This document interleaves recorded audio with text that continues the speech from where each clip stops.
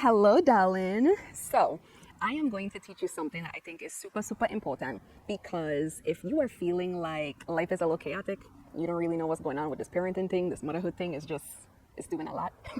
I get that.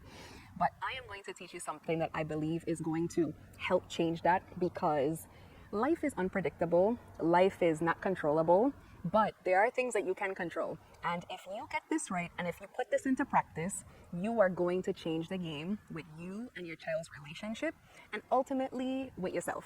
So if you're having feelings of like, I don't know what I'm doing with this parenting thing, this motherhood thing is not going right, I feel like a bad mom, I'm feeling like a failure, I hear you. And I'm going to tell you that one of the reasons why you might feel like that is because you don't have your brand together. And what do I mean by that? So typically when you hear a brand, you hear something in the context of business or like entrepreneurship. That's typically when you hear the word brand or like branding. But I believe that every single human on this planet has a brand because we all have a story. And that is what a brand is. A brand is the story that you're telling with who you are, your essence, your spirit, and you have that as a parent, you have that as a woman, as a mom, and you have to start thinking about what is the story that I am telling with my life, with my child, with everybody that experiences me on a day-to-day basis. What story am I telling them with who I am and how I relate to them? And if you've never taken the time to think about that or have never kind of heard it in that way, I encourage you to really spend some time doing it because it's going to change the game for you, because it's going to, the time that you spend doing this is going to make you feel a lot more confident in who you are, but in how you relate to other people and how people relate and experience you. So the first thing you need to think about is, what is your brand right now? What is it that your child experiences when they're around you right now? Your moods, your attitudes, the words that you use, the way that you communicate. All of those things are going to be a part of what your brand story is. And whether you're aware of it or not, they are just studying you every single day. Your child is in a masterclass with you every day. And by the time they become a young adult, they essentially have a master's and if not a PhD in who you are. They have studied your nuances, they've studied your moods, your different behaviors, the things that set you off, the things that excite you. They have studied you relentlessly in an effort to figure out how to behave and be around you. And so you have to really pay attention to what that is now, especially if you are someone who cares about what your relationship is going to be with them when they become a young adult and they get older. If you really, really care about that, the things that you do and what your brand is right now is going to be crucial to that relationship. And so I really encourage you to spend some time to look at what is it that you do right now and what story are you presenting to them when they're in your presence.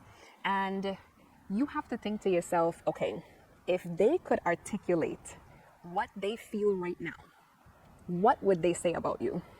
You know, if they had the ability to really get detailed and express how they feel about how you make them feel, what would they say?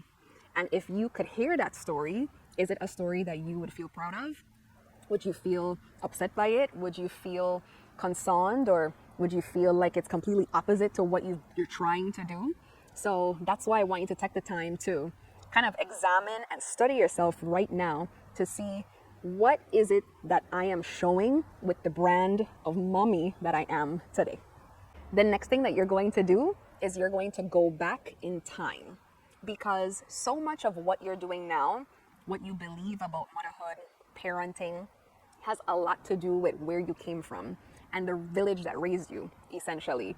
All of the people, whether it was maternal figures, your mom, your grandmother, aunts, and it's not limited to just women alone. The men in your life, you know, siblings, family members, friends, just the culture that you were raised in, everybody that was around you added to your belief system about what parenting and motherhood should or could look like.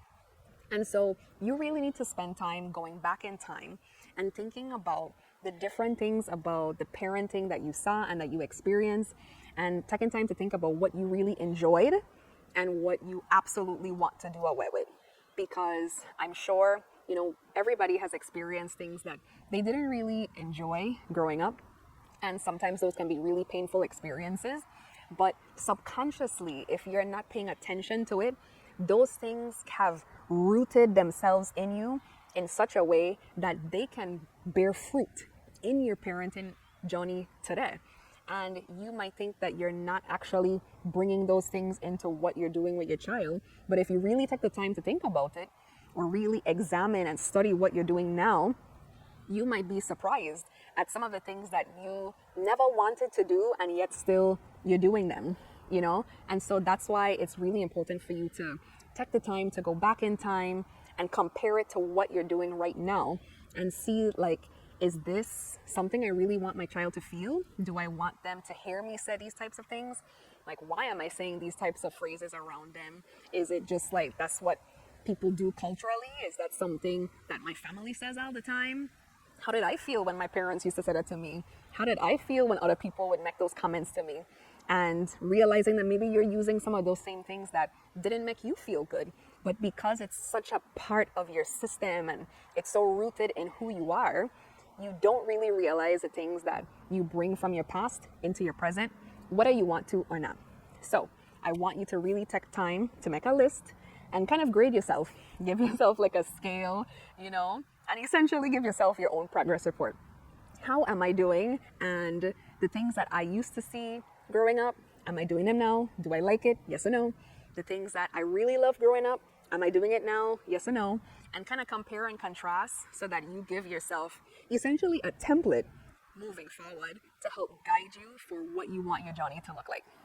And then after you have done all of this work, you are going to put this into practice, my dear, okay?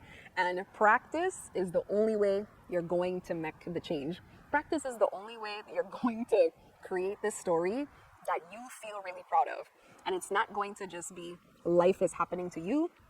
It's going to be you are happening to life because you are actively, proactively putting things in motion so that you feel really good knowing that things are not just happening. You are actively putting input in that you did with intention, with purpose, and with research, essentially, because you've researched your own self and you've done a research on your own history, and you are now putting them together to create something that you feel really good about, and knowing that you're doing it not just haphazardly.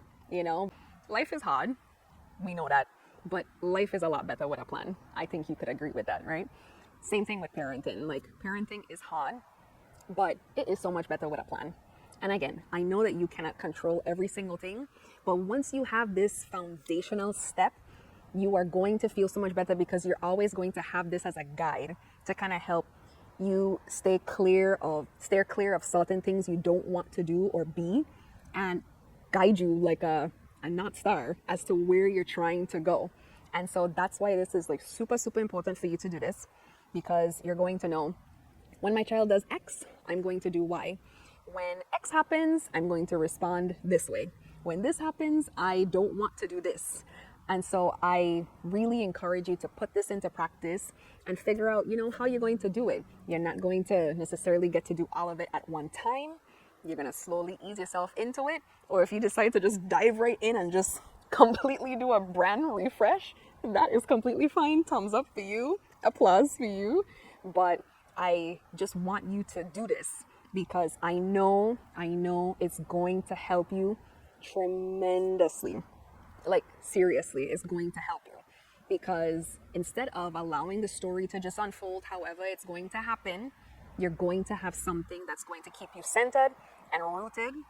You don't want life to be unpredictable and for you to also be unpredictable to your child, because that can be really stressful for them. Even if they can't necessarily express that to you, they'll show you in the way that they behave around you. Consistency is really important in a child's life.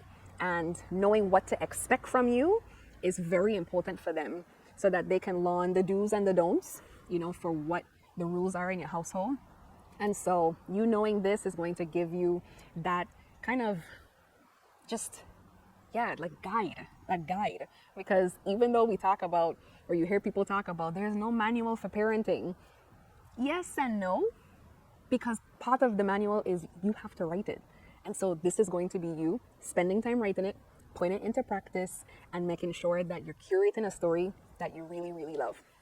So I hope this was super helpful for you. I believe that it is one of the foundational pieces to getting this whole motherhood thing as best as you can, as right as you can, in a way that feels good and juicy to you. And so I encourage you to do this. And I know, you know, we hear so much about, especially now, there's a lot of talk of why it's important for us to give ourselves grace and be gracious and, you know, more kind to ourselves and not be super hard on ourselves. And I do think that that is very important. But I also would encourage you to be mindful, because sometimes you're not critical enough on yourself when you really do need to be. So be gracious with yourself, but also be critical enough of yourself to know when you're not doing what you know you could be or should be or hope to be doing. And sometimes we need to apply a little bit more pressure on ourselves to not just do things the way that we think that it should be or do things the way it's always been done. Sometimes the way that it's been done is not necessarily the way to go. And that's just the reality. You know, the way you grew up might not be the way that your child should grow up. The way that you experience might not be the way that they should experience. And so you need to be a little bit more critical of the way that you think, the way that you operate, the things that you do, and say to yourself, why am I doing this? Where is this coming from? And do these things add to the brand, the story I want to tell? Are these things a good reflection of my essence and my spirit and what I want people to think about me when they experience me or remember me? And is it going to be positive and fruitful in the relationship that I want to have with my child as they get older? And so these are all the things I want you to consider. It's a lot, but you could do it. And I promise you, as you do this and you walk through this and you think about it some more, you're going to feel really good once you start implementing this in your life. Okay? So I am glad that we got to talk. Glad to have another chit chat. So we'll talk again soon, darling. Okay? Later. Besitos.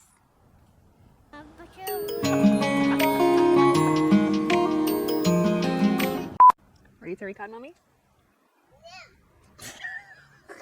Okay, mommy, you're gonna record, okay? We're done with pop. I'm not done recording yet. Okay. Actually not done recording yet.